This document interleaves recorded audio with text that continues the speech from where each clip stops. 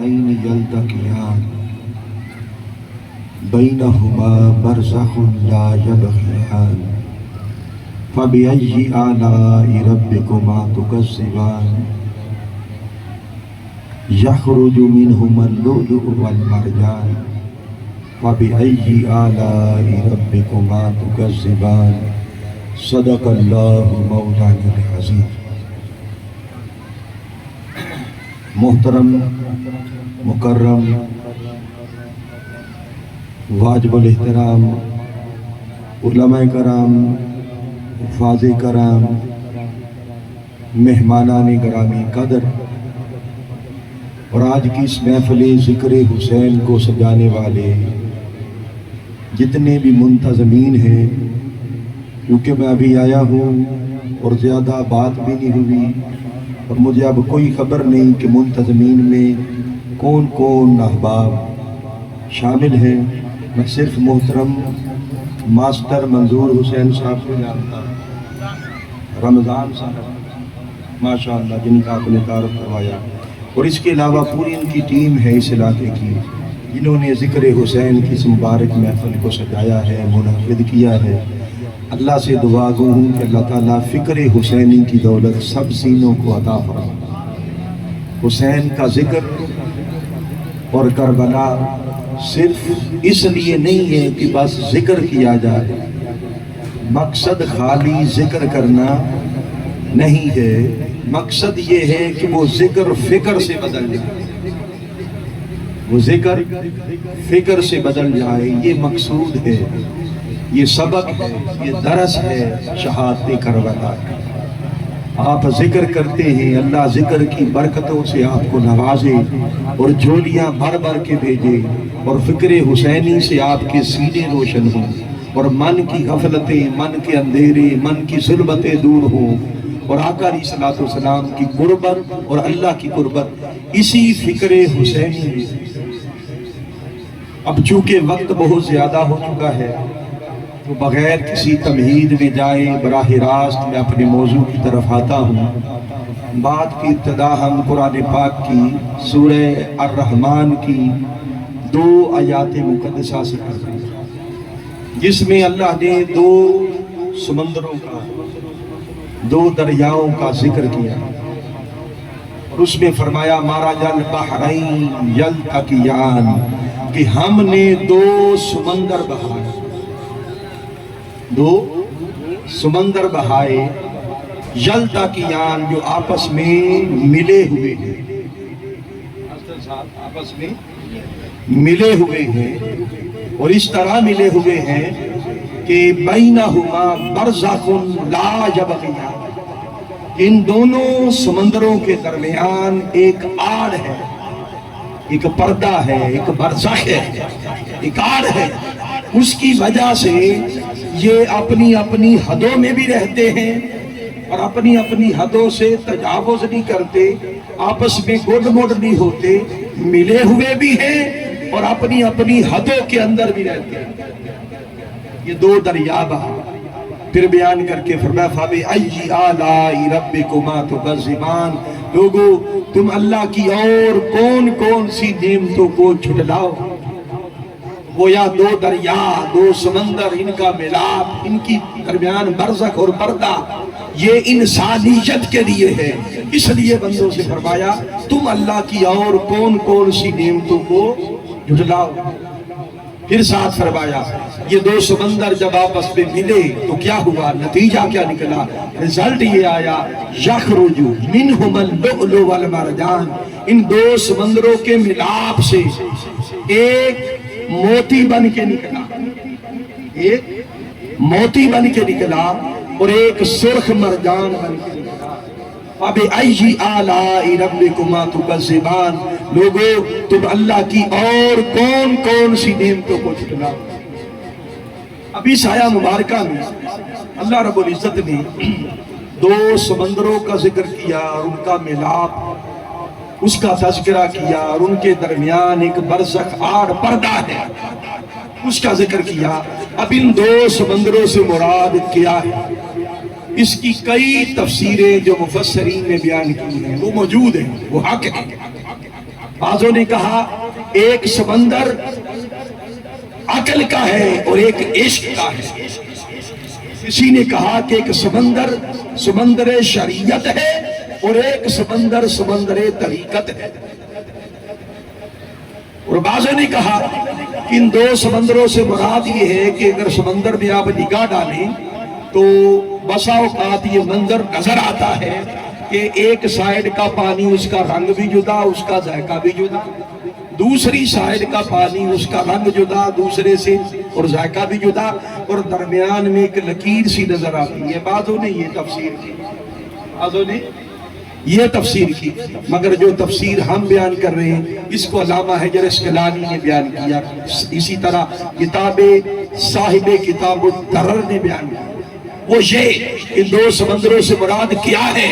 فرماتے ہیں ان دو سمندروں سے مراد ایک سمندر عصمت و طہارت فاطمہ کا ہے اور ایک سمندر شجاعت و ولایت علی کا ہے۔ ان دو سمندروں کو ایک عصمت و طہارت فاطمہ کا سمندر، ایک ولایت علی المرتضیٰ کا سمندر، ان دونوں سمندروں کو اللہ نے آپس میں ملایا۔ اب یہ جو تفسیر ہے نا، بعض اس طرف گئے کہ یہ جو تفسیر ہے کہ ایک سائیڈ کا پانی میٹھا، رنگ بھی اس کا جدا، دوسری سائیڈ کا پانی وہ کڑوا، سکیل کڑوا، اور رنگ بھی اس کا جدا۔ اب دونوں کی خاصیت میں فرق ہے کہ وہ جو پانی میٹھا ہے، یہ میٹھا پانی اس کی طہارت، اس کی عصمت، اس کی طہارت اور اجلے پن اور اس کے ہلکے پن اجلت کی طرف اشارہ، اور وہ جو کڑوا پانی ہے جو اس کے ثقیل ہونے کی طرف، بھاری ہونے کی طرف اور اس کی شجاعت اور بہادری کی طرف اشارہ ہے۔ تو میٹھے پانی کا سمندر اس سے مراد عصمت و طہارت فاطمہ ہے، اور بھاری پانی، ثقیل پانی، کڑوا پانی، اس سے مراد شجاعت و ولایت علی المرتضیٰ۔ دو سمندروں کو اللہ فرماتا ہے کہ ہم نے ملا دیا، اور ایسے ملے ہوئے ہیں بینہما برزخ لا یبغیان، ان کے درمیان امر الہی کے نکاح کا پردہ ہے، امر الہی کے نکاح کا پردہ ہے۔ ہر کسی، یہ اشارہ اس امر کی طرف ہے کہ ہر کسی کا نکاح زمین پر ہوتا ہے، مگر علی اور فاطمہ کا نکاح آسمانوں پر ہوا پہلے اور زمین پر ہوا بعد۔ یہ اس روئے زمین پر ہونے والا واحد نکاح ہے کہ جو زمین پر نہیں، جو آسمانوں پر رچایا گیا۔ حدیث مبارکہ میں آتا ہے، الصواعق المحرکہ، امام طبرانی اپنے طرق میں یہ حدیث لائے ہیں۔ ایک بار میرے آقا بیٹھے ہیں، صحابہ کرام بھی بیٹھے ہیں، اور یہ سہانا چاند اپنے غلاموں کے جھرمٹ میں چمک رہا ہے کہ جبریل آ گئے، اور جبریل نے آ کر خبر دی کہ آقا اللہ فرماتا ہے کہ ہم نے علی اور فاطمہ کا نکاح آسمانوں پر کر دیا ہے، آپ زمین پر کر دیا، آپ زمین پر کر دیا۔ میرے آقا نے فرمایا تھوڑے سے ادھر ہو کے بیٹھے تاکہ آپ کی زیارت بھی ساتھ ساتھ۔ ماشاءاللہ رمضان یہ اللہ کے ناموں سے ایک نام، اللہ کے ناموں میں سے ایک نام بھی ہے۔ اللہ تعالیٰ کی جو خصوصیات ہیں، اللہ تعالیٰ کی جو خوبیاں ہیں، جس کو ملتی ہیں وہ زندہ ہو جاتا ہے۔ اللہ تعالیٰ اس نام کا صدقہ عطا فرمائے، آپ کی غفلتیں دور ہوں اور زندگی عطا ہو۔ غفلت کا دور ہونا ہی حیات ہے، باقی موت ہے، باقی موت ہے۔ تو سنیے، میں یہ کر رہا تھا، میرے آقا نے فرمایا کہ جبریل نکاح ہو بھی گیا؟ جی آقا۔ فرمایا اچھا، جب نکاح ہوتا ہے تو خطبہ نکاح بھی پڑھا جاتا، تو خطبہ کس نے پڑھا؟ عرض کیا آقا جب علی اور فاطمہ کا نکاح ہو رہا تھا تو اللہ نے مجھے جبریل کو حکم دیا کہ جبریل علی اور فاطمہ کے نکاح کا خطبہ تو پڑھ۔ خطبہ میں نے پڑھا ہے، فرمایا ٹھیک ہے خطبہ ہو گیا، یہ بتاؤ کہ جب نکاح ہوتا ہے تو کچھ لوگ دولہا کی طرف سے شامل ہوتے ہیں، یہ طریقہ ہے، کچھ لوگ دلہن کی طرف سے شامل ہوتے ہیں، یہ طریقہ ہے۔ تو کیا ایسا بھی کچھ ہوا تھا؟ دولہا کی طرف اور دلہن کی طرف سے کون شامل ہوا؟ نکاح ہو گیا تو شامل کون ہوا تھا؟ عرض کی آقا اللہ رب العزت نے 40,000 معزز فرشتوں کو، مکرم محتشم فرشتے جو اللہ کی بارگاہ میں بلند مقام کے حامل، اونچی رینک والے فرشتے، ان کو اجازت دی کہ تم اس تقریب نکاح میں شریک ہو جاؤ۔ کروڑوں کھربوں فرشتے تھے، ہر فرشتہ تڑپتا تھا کہ علی اور فاطمہ کے نکاح میں میں بھی شریک ہو جاؤں، مگر 40,000 فرشتوں کو اجازت ملی، 20,000 ادھر سے اور 20,000 ادھر سے شریک ہوئے تھے۔ آقا نے فرمایا ٹھیک ہے یہ بھی ہو گیا، یہ بتاؤ جب نکاح ہوتا ہے، جب نکاح ہوتا ہے اور نکاح ہو جاتا ہے تو کچھ میٹھا تقسیم بھی کیا جاتا ہے۔ اس دور میں بھی یہ رواج تھا میٹھا تقسیم ہونا، ہمارے بھی رواج ہے کہ نہیں؟ پہلا 10-20 سال پیچھے چلے جائے تو وہ میٹھے میں کیا تقسیم ہوتا تھا، کیا کہتے ہیں اس کو، وہ کیا ہوتے ہیں، پتاشے ہوتے ہیں، وہ گول گول سے کیا کہتے ہیں اپنی زبان میں، پتاشے،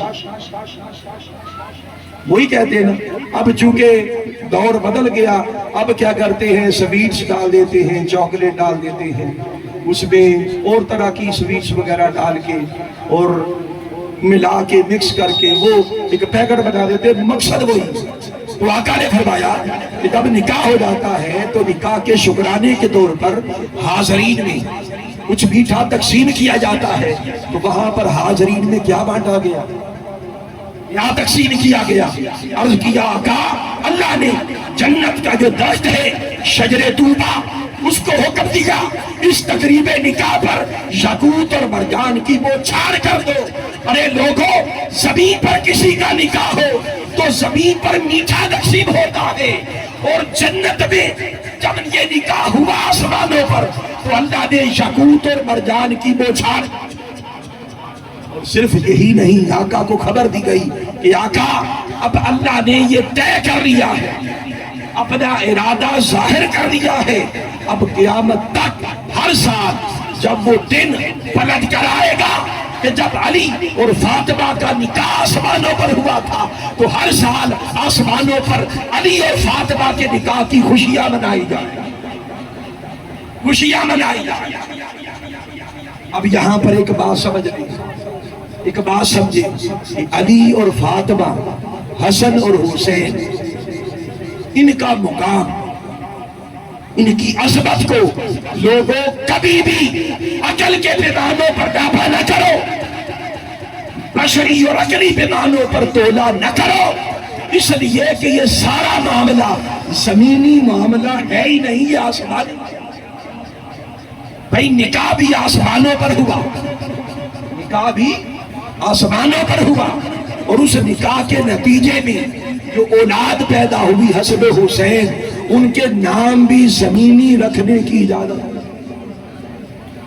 نام بھی زمینی نہیں رکھے گئے، نام بھی آسمانوں سے آئے۔ اس لیے لوگوں، اس لیے کہا جاتا ہے کہ ان کے نام بھی آسمان، ان کے معاملات بھی آسمان، ان کا نکاح بھی آسمانی، اور ان کی ولادت بھی عام قانون قدرت سے ہٹ کر، ان کی ولادت چاروں کی بلکہ 5 تن پاک کی ولادت، 5 تن پاک، 5 تن پاک سے مراد کیا، ایک ذات مصطفیٰ، ذات سیدہ طاہرہ ظاہرہ عابدہ شاکرہ ظاہرہ، اور تیسرا نفس جو ہے وہ نفس علی المرتضیٰ، پھر حسنوں حسین حسنین کا 5 تن پاک۔ ان کے معاملے کو زمینی پیمانوں پر نہ پرکھا کرو، اور بشری پیمانوں کے ساتھ عقلی پیمانوں پر تولا نہ کرو، اس لیے کہ ان کا معاملہ آسمانی معاملہ ہے، زمینی معاملہ ہی نہیں ہے۔ ان کی پیدائش بھی عام سائنٹیفک اصولوں سے ہٹ کرو، ہر انسان جو پیدا ہوتا ہے، یہ بات شاید آپ ہر انسان جو پیدا ہوتا ہے وہ جو قانون قدرت ہے، اللہ نے جو قانون بنا دیا ہے اسی کے مطابق پیدا ہوتا ہے ہر انسان۔ مگر یہ 5 تن پاک وہ ہے جن کے لیے اللہ نے قانون قدرت ہی بدل دیے اور یہ عام سائنٹیفک اصولوں سے ہٹ کر جدا پیدا کیا ہے۔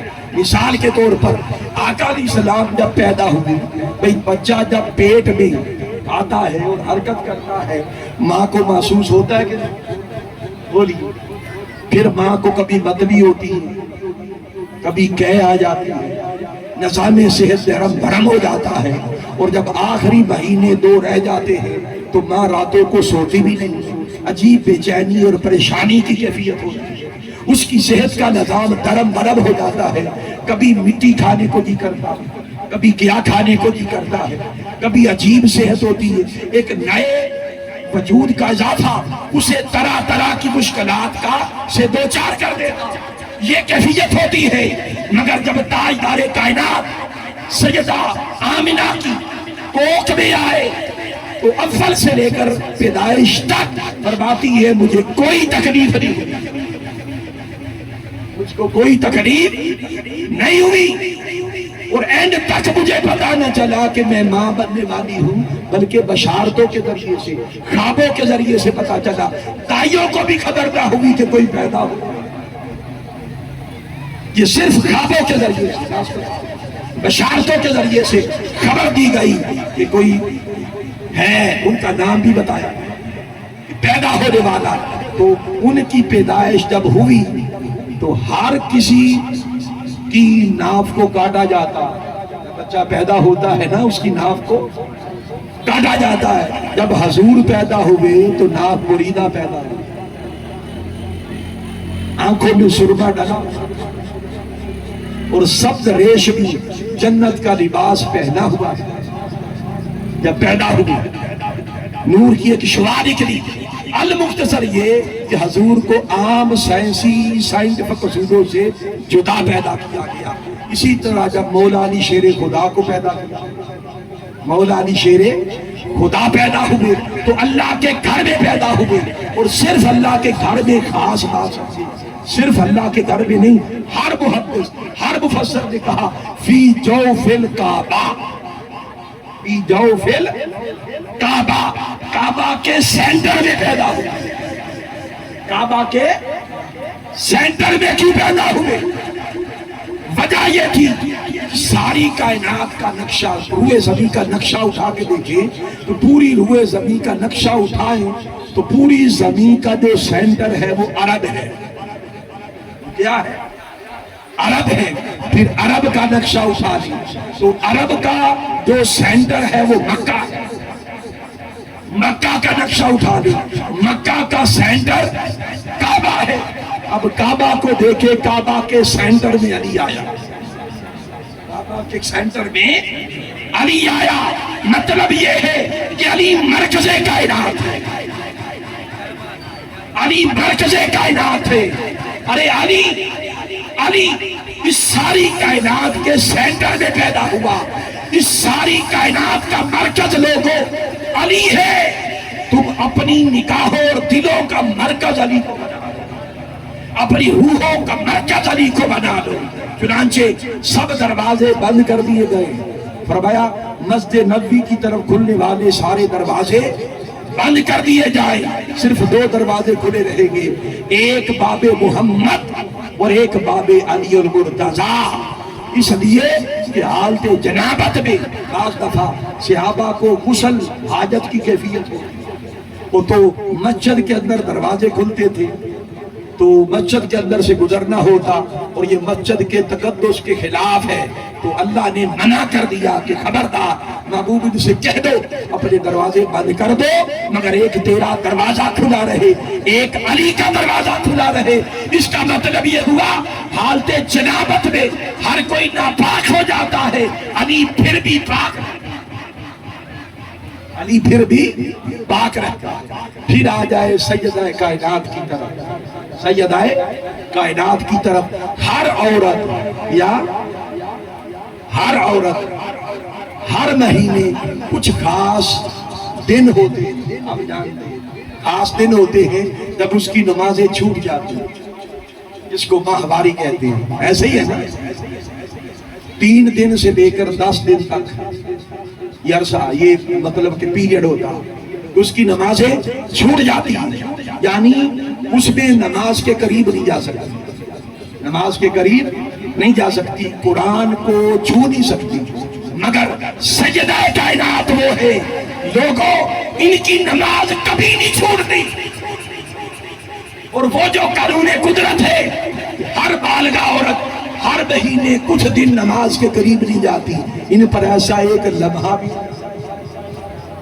بلکہ احادیث میں آتا ہے امام حسین جب پیدا ہوئے، امام حسین جب پیدا ہوئے، ظہر کے بعد آپ کا تولد ہوا، ظہر کے بعد آپ کی پیدائش ہوئی، اور احادیث درجنوں کتب میں آیا کہ ادھر ظہر کے بعد آپ کی پیدائش ہوئی اور عصر کے وقت کھڑی ہو کے نماز پڑھی، آئے عصر کے وقت کھڑی ہو کے نماز پڑھ رہی ہے، اور پھر حسنین کریم ہے، نام حسن اور حسین، وہ سن لیا کہ نام بھی آسمانوں سے آئے، نام بھی آسمانوں سے آئے، اس لیے لوگوں اب یہاں پر میں مختصر کر کے آگے بڑھتا ہوں، یہ 5 تن پاک وہ ہیں کہ ان کے مقام کو اپنی عقلی پیمانوں پر ناپا نہ کرو، بشری پیمانوں پر ناپا نہ کرو۔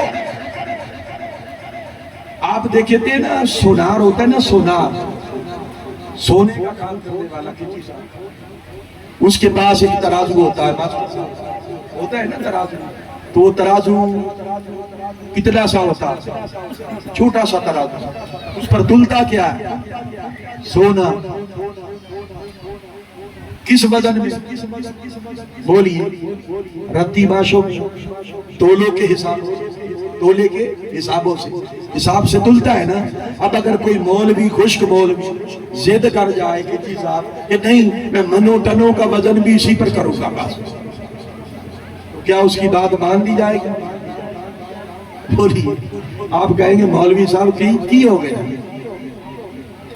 یہ چھوٹا سا ترازو ہے اور اس پر منو ٹنوں کا وزن کیسے آئے گا؟ دیکھیں ترازو ہے، ترازو کا کام تولنے بس تولو، اور وہ منو ٹنوں کا وزن اس پہ رکھ دے تو بچارے ترازو کا کیا حال ہے؟ اس کا کچوبر ہی نکل جائے گا۔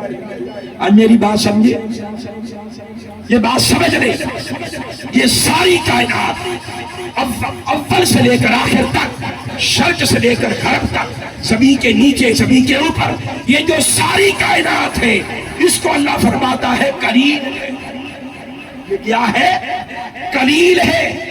جس کو اللہ قلیل کہے اسے شمار ہم کر نہیں سکتے، جو اللہ قلیل کہے اس کو شمار کر نہیں سکتے، اور شان مصطفیٰ کو عظیم کہے اس کو شمار کرتے۔ بھئی جس کو وہ قلیل کہے اس کو شمار کر نہیں سکتے، مگر عظمت مصطفیٰ، شان مصطفیٰ، شان علی المرتضی، شان سیدہ کائنات اور شان حسن و حسین، یہ جڑے ہوئے ہیں ایک تن کے ساتھ۔ یہ چاروں جڑے ہوئے کدھر؟ ایک تن کے ساتھ۔ وہ تن کیا ہے؟ تن مصطفیٰ۔ وہ کیا ہے؟ تن مصطفیٰ ہے۔ کہتے ہیں نا 5 تن پاک، کیا کہتے ہیں؟ سب بولے 5 تن، 5 تن۔ اب جو 5 ہے یہ جمع کا صیغہ، اور تن یہ واحد، یہ کیا ہے؟ یہ واحد ہے۔ 5 یہ جمع اور تن یہ واحد، وہ یا تن ایک ہی ہے، اس کے رخ 5 ہے، اس کے رخ 5 ہے۔ اس لیے میں کہا کرتا ہوں ان چاروں کو دیکھو تو جمال مصطفیٰ نظر آتا ہے، اور ان چاروں کو حضور کی کملی سے لپٹا دیکھو تو جمال خدا نظر آتا ہے، جمال خدا نظر آتا ہے۔ اس لیے لوگوں تم اپنی چھوٹی سی عقل کے ساتھ ان کے مقام کو تولا نہ کرو، اور ان کے مقام کو عقلی پیمانوں پر ناپا نہ کرو، اس لیے کہ یہ سارا معاملہ ہی آسمانی معاملہ ہے، زمینی معاملہ ہی نہیں۔ زمینی معاملہ ہی نہیں ہے۔ چنانچہ آگے بڑھتے ہیں امام حسین جن کا ذکر آج ہم کر رہے ہیں، خاص طور پر وہ بڑی مشہور حدیث ہے، یہ بیان کر کے پھر ہم آپ کو وادی کربلا میں لے جائیں انشاءاللہ، وہاں کی سیر کروائیں۔ وہ اس طرح کہ امام حسین ایک بار حدیث مبارکہ میں آتا ہے، امام حسین ایک بار حالت سجدہ میں حضور ہے، پشت پر سوار ہو گئے۔ یہ حدیث بڑی مشہور ہے، بڑی مشہور، مگر اس میں سے ایک بات نکال کے آپ کو بتانا چاہتا ہوں، آپ کا ایمان تازہ ہو جائے۔ پشت پر سوار ہے، سجدہ لمبا ہو گیا۔ اب میرا سوال یہ ہے، صحابہ کہتے خدا کی قسم اتنا لمبا سجدہ، ہم خدشے میں آ گئے، ڈر گئے، گھبرا گئے، یہی آقا علیہ السلام کی روح پاک تو کب سے انصری سے پرواز تو نہیں کر گئے، ہم گھبرا گئے۔ ایک صحابی کہتا میں اتنا گھبرایا، میں نے نماز کو نہیں دیکھا کہ نماز ٹوٹ جائے گی، میں نے سر اٹھا کے دیکھ لیا، سر اٹھا کے دیکھا تو حسین جم کے بیٹھا، پھر سجدے میں چلے گئے۔ اب میرا سوال ہے، جو بات شاید یہ بھی آپ کے لیے نہیں ہو، شاید نہیں، وہ اس طرح مجھ کو بتائیں کہ آقا علیہ السلام نے وہ جو سجدہ لمبا کیا تھا وہ اپنی مرضی سے کیا تھا؟ بولیے، اگر کوئی کہے اپنی مرضی سے کیا تھا تو یہ قرآن کے خلاف قول ہو جائے گا۔ قرآن کہتا ہے کہ یہ نبی اپنی مرضی سے نہ کچھ بولتا ہے نہ کچھ کرتا۔ وَمَا يَنطِقُ عَنِ الْهَوَىٰ إِنْ هُوَ إِلَّا وَحْيٌ يُوحَىٰ۔ نصیر الدین نصیر گولڈی رحمت اللہ علیہ فرما گئے، ہے ایک او سرکار دا بوہا، حق دی جتھے ہر دم روحا، ہر ایک لفظ سرکار دی زبانوں، اِنْ هُوَ إِلَّا وَحْيٌ يُوحَىٰ، بس جو کہہ دیا۔ نعرہ رسالت، نعرہ تحقیق، نعرہ حیدری، حسینیت، یزیدیت۔ تو سنیے، حضور جو بھی کہیں وہ اللہ کی وحی، جو بھی کریں وہی اللہ کی منشا، اگر خاموش رہیں تو وہ اللہ کی مرضی، کچھ بولیں تو وہ اللہ کی مرضی، کچھ کریں تو وہ اللہ کی مرضی۔ اور یہ نماز ہے، نماز میں اپنی مرضی چلتی۔ اللہ نے فرمایا عاقب الصلاۃ بذکری، نماز محبوب قائم کر میری یاد میں، نماز قائم کر میری یاد میں۔ نماز میں سجدہ جو لمبا کیا وہ اللہ کی مرضی سے، وہ اللہ کا حکم تھا کہ محبوب سجدہ لمبا کرتے۔ اب یہ بات سمجھ گئے؟ اب منظر دیکھیے، پیچھے سے صحابہ کرام صف در صف سجدے اور منتظر ہیں کہ کب حضور سجدے سے سر اٹھائے، سلام پھرے، نماز سے فارغ ہو، اور حضور منتظر ہیں جبریل کب آئے، اللہ کا حکم لے کر۔ اللہ کا حکم ہو تو سر اٹھا، اور جبریل بارگاہ خدا کی طرف تک رہا ہے کہ کب اللہ کی طرف سے حکم آئے تو میں وہ حکم لے کر بارگاہ مصطفیٰ میں جاؤں، اور خدا حسین کی طرف تک رہا ہے کہ کب حسین خود اپنی مرضی سے نیچے اترے تو جبریل کو حکم دوں کہ سجدے سے اٹھو۔ ارے لوگوں، نماز اللہ کی ہے، مگر نماز کا سارا معاملہ حسین کی مرضی پر رکا رہا، نماز حسین کی مرضی پر رکی رہی۔ اس سے پتہ یہ چلا کہ نماز وہ ہے جس میں حسین کی مرضی بھی چلتی ہے، اس میں حسین کی مرضی بھی چلتی ہے، بلکہ نماز وہ ہے کہ جس میں حسین پر سلام نہ ہو تو نماز ہی نہیں ہوتی، حسین پر سلام نہ ہو تو نماز ہی نہیں ہوتی۔ اور پھر یہی حسین ہے، خدا کی قسم حسین سے بڑا بادشاہ کوئی نہیں۔ حسین ایسا بادشاہ ہے کہ بڑے بڑے شہنشاہ حسین کی ٹھوکروں سے بن جاتے۔ حدیث مبارکہ میں آتا ہے کہ جنت، نجم و زوائد کی حدیث ہے کہ جنت اور دوزخ کا آپس میں مکالمہ، تکرار، بحث ہو، بیس ہوں۔ جنت نے کہا میں تجھ سے بہتر ہوں، دوزخ نے کہا کہ اے میں تجھ سے بہتر ہوں۔ جنت نے کہا کہ دوزخ تو مجھ سے کیسے بہتر ہے، تو دوزخ ہے میں جنت ہوں، تو مجھ سے کیسے بہتر ہے؟ تو دوزخ نے کہا میں اس ایسے بہتر ہوں کہ بڑے بڑے سلطان اور شاہ میرے پاس ہوں، فرعون میرے پاس ہوگا، نمرود میرے پاس ہوگا، شداد حامان قارون میرے پاس ہوگی، بڑے بڑے سلطان اور بڑے بڑے جبابرہ، حدیث کے الفاظ ہیں۔ دوزخ نے کہا بڑے بڑے جبابرہ، جابر حکمران، بڑے بڑے سلطان جن کے ہاتھوں میں زمین کی بادشاہت تھی، وہ میرے پاس ہوں گے۔ جب یہ بات جنت نے سنی تو کچھ دیر کے لیے خاموش ہو گئی۔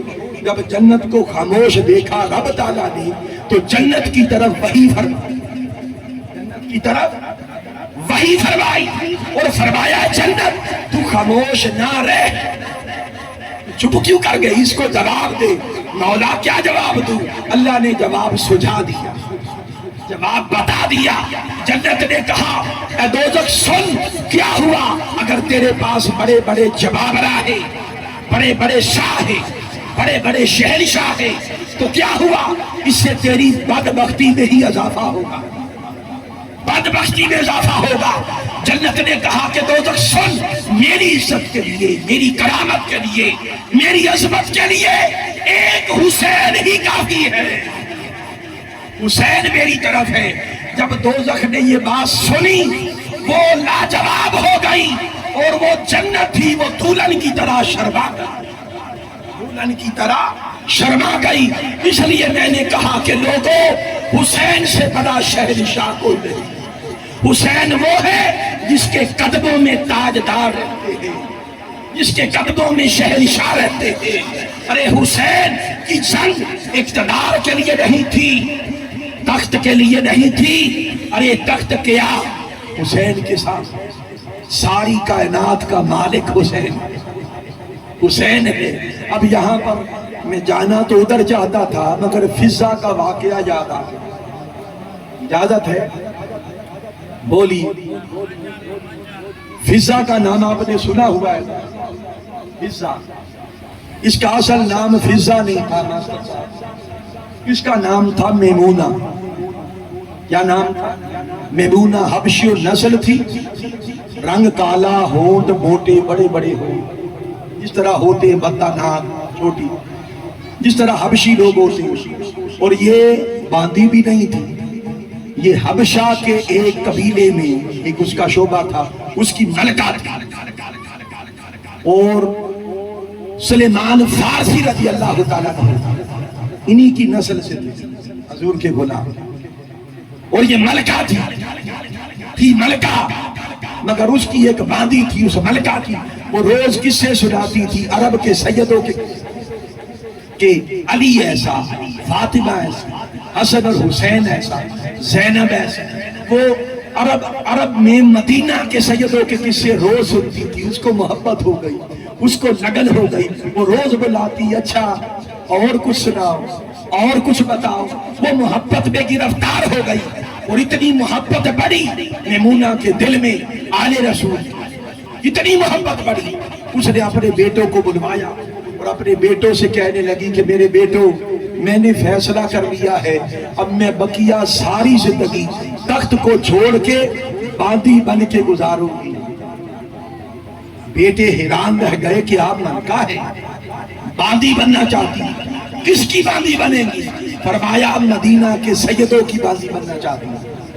بیٹوں نے کہا، اس میں کچھ بیٹے چاہتے تھے کہ یہ تخت ہمیں مل جائے، انہوں نے کہا کہ اماں جان پھر آپ ایسا کریں، کل جب دربار لگے سب مشیر وزیر اکٹھے ہو گئے تو آپ اعلان کر دیں۔ کہنے لگی ٹھیک ہے میں اعلان کر دیتی۔ دربار لگا، کھڑی ہو گئی اور کھڑی ہو کر کہنے لگی لوگوں سنو، میں آج سے ابھی سے مدینہ کے سیدوں کی باندھی بنتی ہوں، میں تخت چھوڑتی ہوں، میں تخت چھوڑتی ہوں اور عرب میں مدینہ کے سیدوں کی باندھی ہوں ابھی سے۔ جیسے اس نے اعلان کیا اس کو یوں لگا جیسے اس کا قد کاٹ بڑھ گیا ہے، جیسے اس کا قد کاٹ بڑھ گیا ہے، جب اسے یوں لگا کہ میرا قد کاٹ بڑھ گیا ہے، اب جس تخت پر وہ بیٹھی تھی اب وہ تخت اسے اپنے جوڑوں کی طرح بھی نظر نہ آیا۔ وہ اور خوش ہو گئی۔ لوگوں نے کہا کہ ملکہ آپ جا رہی ہیں ادھر، باندی بن کے رہنا چاہتی ہے تو تخت پر کون بیٹھے گا؟ اس نے اپنے جوڑے اتار دیے، تخت پہ رکھ دیے، کہنے لگی ان جوڑوں سے بہتر کوئی مل جائے تو اسے بٹھا لینا۔ المختصر یہ کہ چھوڑ چھاڑ کے یہ میمونہ حضور کی بارگاہ میں آ گئی۔ آقا نے کلمہ پڑھایا، قبول کر لیا، کلمہ پڑھایا اور کلمہ پڑھا کے مسلمان کر کے فرمایا اب سے تیرا نام میمونہ نہیں ہوگا، اب سے تیرا نام فضہ ہوگا، تیرا نام فضہ ہوگا۔ فضہ کا مطلب ہے چمکنے والی خوبصورت سفید شے کو فضہ کہتے ہیں۔ یہ ان کے من کا اجلا پن تھا، وہ جو من میں آل رسول کی محبت تھی، اہل بیت کی محبت تھی، یہ وہ من کا اجلا پن تھا، اس بنا پر اس کا نام فضہ رکھا گیا۔ اور یہ بڑا ایمان فروز واقعہ ہے۔ فضہ ایک بار گھر کا سودا صرف لینے کے لیے بازار گئی تو بازار میں سلیمان فارسی سے ملاقات ہوئی۔ سلیمان فارسی کی نگاہ جب پڑی تو کہنے لگی کہ باجی کیا حال ہے؟ پتا تھا عمر میں ذرا بڑی، کہنے لگے باجی کیا حال ہے؟ آپ بھی حضور کے گھر کی خادمہ ہیں، میں بھی خادم ہوں، آپ گھر میں خدمت کرتی ہے، میں باہر خدمت کرتا ہوں، ہماری قسمت ایک ہی ہے۔ کیسی اچھی خدمت ہے، ہماری قسمت ایک جیسی ہے۔ اور میں نہیں، ایک جیسی نہیں جی صاحب، ایک جیسی۔ اس نے کہا کہ میں تو پہلے جنت میں جاؤں گا، اے سلیمان میں تجھ سے پہلے جنت میں جاؤں گا۔ آپ نے فرمایا کیا ہو گیا کہ مجھ سے پہلے جنت میں جائیں؟ ایک جیسی خدمت تو مجھ سے پہلے کیسے؟ فرمایا خاموش ہو جاؤ، کسی کو مت بتانا، میں تو علی المرتضیٰ سے بھی پہلے جنت میں جاؤں گا۔ آپ نے فرمایا چپ ہو جا، کیا باجی کیا ہو گیا، کیا بات کر؟ کہنے لگی کہ بھائی سلیمان کسی کو بتانا نہیں، میں تو حسنین کریمین سے بھی پہلے جنت میں جاؤں گا۔ باجی کیا ہو گیا، کیا ہو گیا، کیسی باتیں کرتی ہے؟ اور منہ پھیر کے چل دیے، سر جھٹکا اور منہ پھیر کے چل دیے۔ پیچھے سے آواز دی بھائی سلیمان سنتے جاؤ اور کسی کو بتانا نہیں، میں تو حضور کی شہزادی سیدہ کائنات سے بھی پہلے جنت میں جاؤں گا۔ تو ابھی میدان معاشر میں پھر رہا ہوگا، میں جنت میں جا کے آرام کر رہی ہوں۔ یہ رخ پھیر کے گلا دل میں لے کر آقا کی بارگاہ میں آ گئے، اور جب آقا کی بارگاہ میں آئے حضور نے نگاہ ڈالی، حضور مسکرا پڑے۔ آقا نے فرمایا فضہ مل گئی ہے؟ آئے اسرار و نہا سے آقا کا خبر آتا، غلاموں حضور سے محبت کرنے والوں، حضور پر بن دیکھے مر جانے والوں، عشق کرنے والوں، تم جہاں کہیں پر بھی رہو، جب تمہیں کوئی غم ہوتا ہے، کوئی مسئلہ درپیش ہوتا ہے، آپ کی ماں کی ممتا بعد میں تڑپتی ہے، مکینے گنبد خضرا کو پہلے خبر ہو جاتی، غم زدہ ہو جاتی۔ میرے آقا نے فرمایا فضہ سے ملاقات ہو گئی ہے، حیران ہے۔ جی آقا آپ کو کیسے خبر ہو؟ فرمایا کیا کہتے ہیں؟ خدا کی قسم قربان جائیں، قربان جائیں، قربان جائیں۔ کسی نے کہا نا کہ ڈٹھے ورک قرآن دے ڈھول سارے، ڈٹھے ورک قرآن دے ڈھول سارے، تیری شان جیرا نہیں کوئی اور ڈٹھا، تیری شان دا کرے مقابلہ جیڑا، عاشقہ اس نو وصل چور ڈٹھا، کوئی بشر آکھے کوئی نور آکھے، دنی راتی پہن آئے ہو شور ڈٹھا تے اللہ والیاں گل مکا دیتی، تسا ہور ڈٹھا آسا ہو۔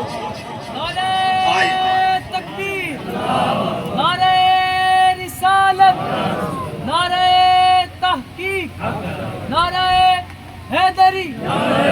آقا نے فرمایا کہ اچھا بتاؤ کیا کہتی ہو؟ کہنے لگے، عرض کیا آقا چلو مجھ سے پہلے فضہ جنت میں چلی جائے، یہ بات سمجھ میں آتی ہے، ٹھیک ہے، چھوٹی بات ہے، مگر ہو تو کہتی ہے کہ علی المرتضیٰ بول علی سے بھی پہلے جنت میں جائے گی۔ آقا اور مسکرائے، فرمایا اچھا ایسے کہتی ہے، ایسے کہتی ہے؟ جی آقا ایسا کہتی ہے۔ اور تو اور وہ کہ حضور کو بھی خبر ہے، مگر مکالمہ ہو رہا ہے کہ تاکہ دنیا کو بھی خبر ہو۔ فرمایا اچھا ایسے اور کیا کہتی ہے؟ عرض کی آقا وہ تو کہتی ہے کہ حسنین کریمین سے بھی پہلے جنت میں جائے گی۔ فرمایا اچھا اور کیا کہتی ہے؟ عرض کی آقا اور تو اور وہ کہتی ہے آپ کی شہزادی لشت جگر سیدہ کائنات سے بھی پہلے جنت میں جائے گی۔ فرمایا اچھا ایسے کہتی جی آقا۔ فرمایا اسے بلاؤ، اس کو بلاؤ۔ فضا آ گئی۔ آقا نے فرمایا فضا تم نے ایسا کہا ہے؟ جی آقا میں نے ایسا ہی کہا، اور میں سب سے پہلے جائے گی، ان چاروں سے پہلے جنت پہ جائے گی۔ جی آقا حق ہے۔ اور میں تجھے کیسے پتا؟ عرض کی آقا آپ نے بتایا۔ آقا آپ نے بتایا۔ میرے آقا اس طرح مسکرائے کہ دندان مبارک واضح ہو۔ میرے آقا نے فرمایا اچھا میں نے کب بتایا؟ عرض کی آقا آپ یہ خبر دی جب قیامت کا دن قائم ہوگا، ہر کسی کا امتحان ہو رہا ہوگا، نہ میں مال تولے جا رہے ہوگے، ہر کوئی اپنا حساب، کوئی حساب دے رہا ہوگا، کوئی حساب دے رہا ہوگا، ہر کوئی میدان محشر میں مصروف ہوگا۔ پھر اچانک ایک آواز آئے گی کہ اہل محشر اپنی نگاہوں کو جھکا دو، فاطمہ بنت محمد کی سواری گزرنے والی ہے، 70,000 حوروں کے جھرمٹ میں سیدہ کائنات کی سواری آئے گی۔ آقا نے فرمایا حق ہے، میں نے فرمایا تھا، میں نے کہا تھا۔ عرض کی آقا آپ نے یہ بھی فرمایا تھا کہ وہ جو سواری ہوگی سیدہ کائنات کی جنت کی طرف چلے گی تو آگے آگے ایک نقاب پوش خادمہ ہوگی جس نے باغ کو پکڑ رکھا ہوگا، آگے آگے چلے گی۔ فرمایا حق بات ہے۔ عرض کی آقا وہ خادمہ میں ہی تو ہوں، وہ خادمہ میں ہی تو ہوں۔ لوگوں کہتے ہیں حسین بادشاہ، حسین بادشاہ کیوں کہتے ہیں؟ ارے حسین سے بڑا بادشاہ کون ہوگا؟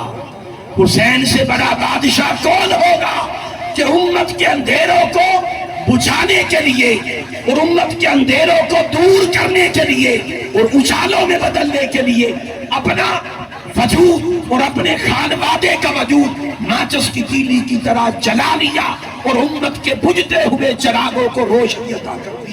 حسین سے بڑا سخی کون ہوگا؟ اور یہ حسین لوگوں جب میدان کربلا میں پہنچتا ہے، جب میدان کربلا میں پہنچتا ہے حسین، وہاں پر حق اور باطل کا ٹکراؤ ہوگا، حق اور باطل کا وہاں پر ٹکراؤ ہوتا ہے۔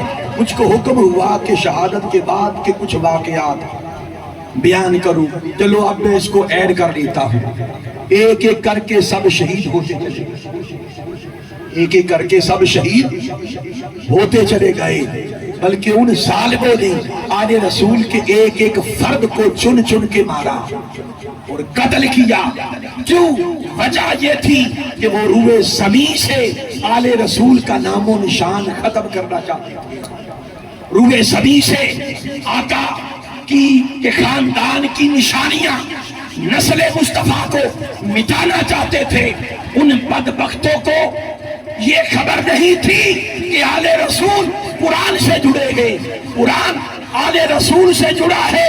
جب تک قرآن ہے آل رسول ہے، جب تک آل رسول ہے تب تک قرآن ہے۔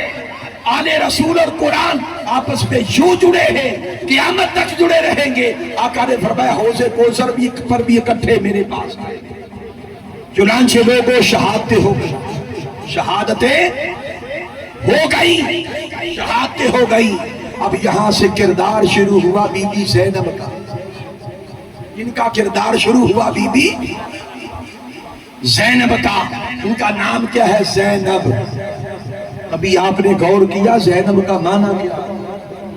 ابھی کسی نے آپ کو بتایا؟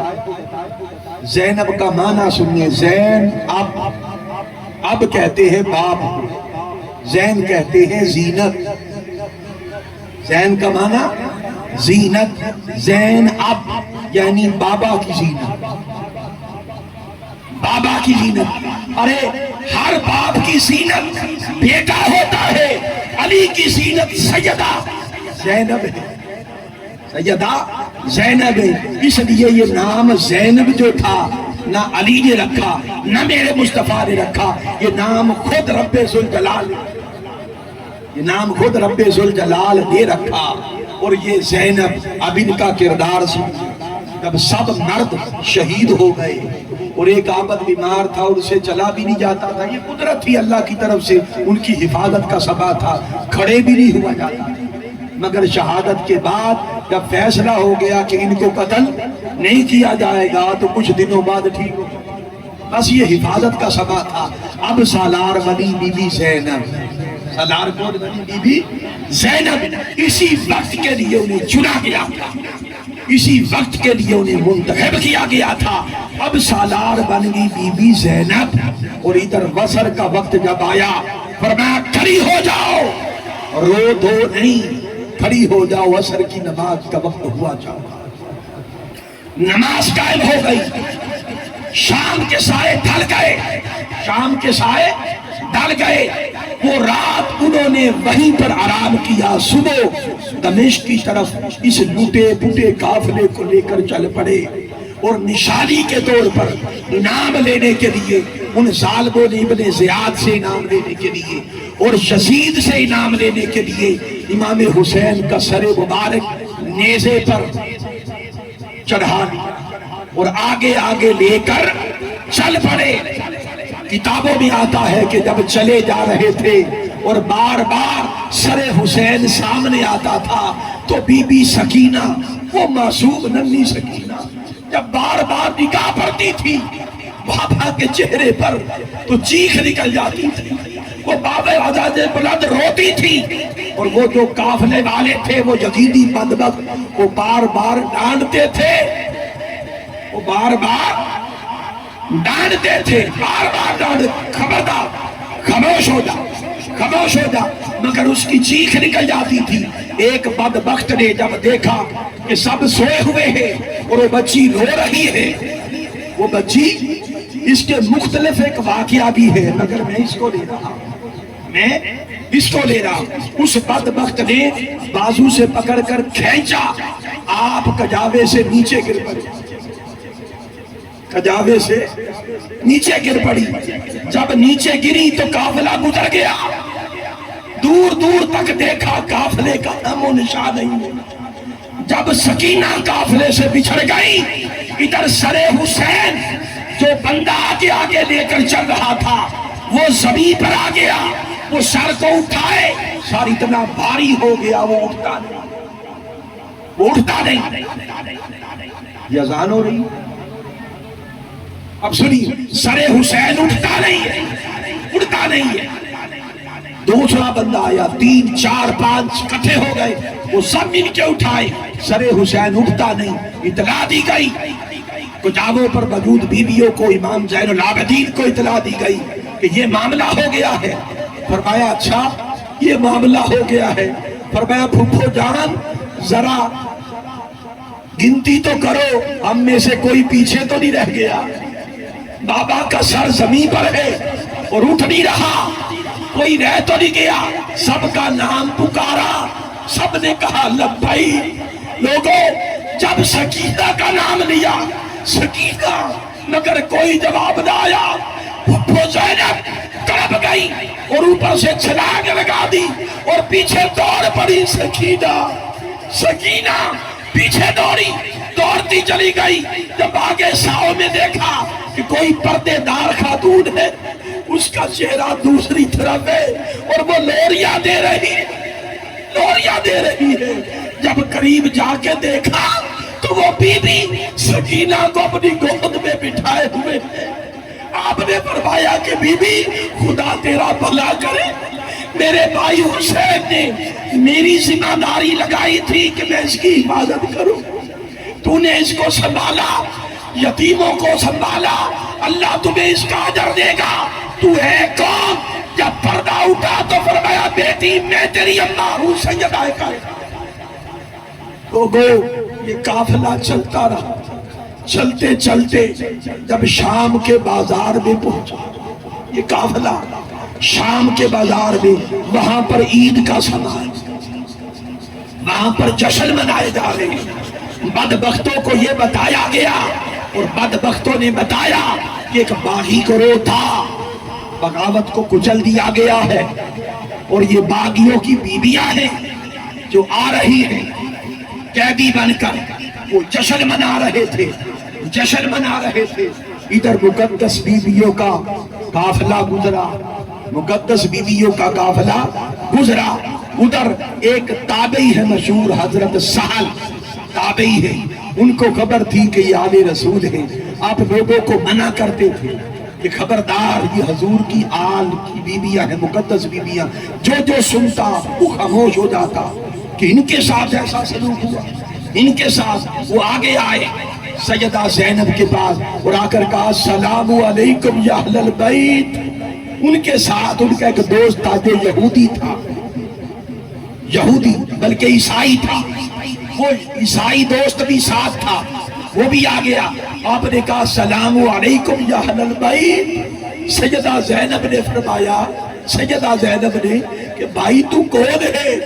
اس سارے شہر میں کسی نے ہمیں سلام تک نہیں کیا، تو ہمیں جانتا بھی ہے، تو ہمیں سلام بھی کہہ رہا ہے۔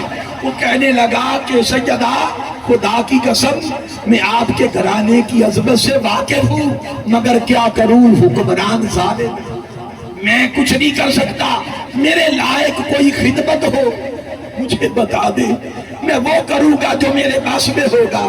آپ نے فرمایا بھائی تو کچھ اور نہ کر، ایک کام کر دو، ایک کام کرو، یہ جو شخص ہے سپاہی سر حسین کو اٹھا کے چل رہا، اسے کہو ذرا دور چلا جائے۔ سر حسین قرآن کی تلاوت کر رہا ہے، لوگوں کی نگاہیں ادھر رہے گی، ہمارا پردہ ہو رہے گا، ہمارا پردہ رہ جائے گا۔ آپ نے کہا کہ ٹھیک یہ بات جائز ہے، میں جا کے بات کرتا ہوں۔ وہ اپنے دوست کو ساتھ لے کر گیا، ادھر بات کی سپاہی سے کہ سب کی نگاہیں ادھر خانواد رسول کی مقدس بیوی ادھر اٹھ رہی ہے، سر حسین کی وجہ سے یہ تلاوت کر رہے ہیں، سب کی لوگوں کی نگاہیں ادھر ہیں، ذرا دور لے جاؤ تاکہ لوگوں کی نگاہیں ادھر ہو جائے اور ان کا پردہ رہ جائے۔ سپاہیوں نے بدتمیزی کی، انہوں نے کہا کہ تمہیں کیا؟ جب انہوں نے بدتمیزی کی، جب انہوں نے بدتمیزی کی، نہ جانے وہاں پر کیا ہوا کہ سہل تو پیچھے ہٹ گیا، اس عیسائی نے اسی وقت کلمہ پڑھا اور تلوار نکال کے ان یزیدیوں کا سر قلب کرنا شروع کر دیا۔ جب ایک شور بچا، ایک ہوگا ہوا، حضرت سہل کو دیکھا اور قریب بلایا کہ بھائی یہ شور کیسا شور ہے؟ کہنے لگے کہ میرا دوست تھا وہ عیسائی تھا، پتہ نہیں کیا ہوا۔ جب انہوں نے بدتمیزی کی اور آپ کے خاندان کی بے حرمتی کی تو نہ جانے کیا ہوا، اس نے کلمہ پڑھا اور اب تلوار لے کر آپ کے لیے لڑ رہا ہے، آپ کی حفاظت کے لیے۔ آپ اٹھ کے کھڑی ہو گئی اور گنبد خضرا کی طرف چہرہ کیا، عرض کیا نانا جان دیکھ لیجئے، آج آپ کی ساری امت میں کوئی شخص ہماری حفاظت کے لیے نہیں آیا، غیر مسلم کلمہ پڑھ کر ہمارے لیے لڑ رہے ہیں۔ لوگوں المختصر یہ کہ یہ منظر ہو گیا، یہ قافلہ چلتے چلتے بالآخر دمشق کے بازاروں میں پہنچا اور دمشق کے بازار میں بھی یہی صورتحال تھی، یہی صورتحال تھی۔ اتنے میں انہوں نے دیکھا ایک گھر تھا، ایک گھر تھا، اس گھر کے اندر سے قیدی بیویوں کے لیے کپڑے آ رہے ہیں، ان کے لیے پانی آ رہا ہے۔ یہ سارا منظر جب آپ نے دیکھا کہ پانی لے لے، آپ نے فرمایا سب کو پلا دے، پانی سب کو پلا دیا گیا۔ ایک بی بی آئی، اس نے سلام کہا۔ یہ بی بی کون تھی؟ وہی فضہ جو آخری عمر میں اجازت لے کے دمشق چلی گئی تھی۔ یہ فضہ تھی، اسے خبر نہیں تھا کہ یہ زینب، اسے کوئی خبر نہیں تھی۔ اس نے سلام کہا، جب سلام کہا کہنے لگی بی بی جان آپ نے بڑی نیکی کی ہے، بی بی کیا تو ہمیں جانتی ہے؟ کہنے لگی کہ نہیں۔ میں تو آپ کو نہیں جانتی، تو پھر یہ نیکی کس لیے؟ فرمایا وہ نیکی اس لیے میں نے کی ہے کہ جب میں سجدہ کائنات کے گھر میں خادمہ تھی اور بوڑھی ہو گئی، اور پھر میں نے اجازت مانگی کہ میں اب دمشق میں ساری زندگی گزارنا چاہتی ہوں، تو مجھے اجازت مل گئی۔ میں نے جاتے ہوئے سجدہ سے پوچھا تھا کہ سجدہ بتائیں میں ساری زندگی کون سا کام کروں کہ آپ خوش رہیں، اللہ خوش ہو جائے، خدا کا مصطفیٰ خوش ہو۔ انہوں نے صرف ایک بات کی تھی کہ انتظار کرنا، قیدی آئے گے، جب کبھی تمہیں قیدی ملے انہیں پانی پلا دینا، ان پر نیکی کر دینا۔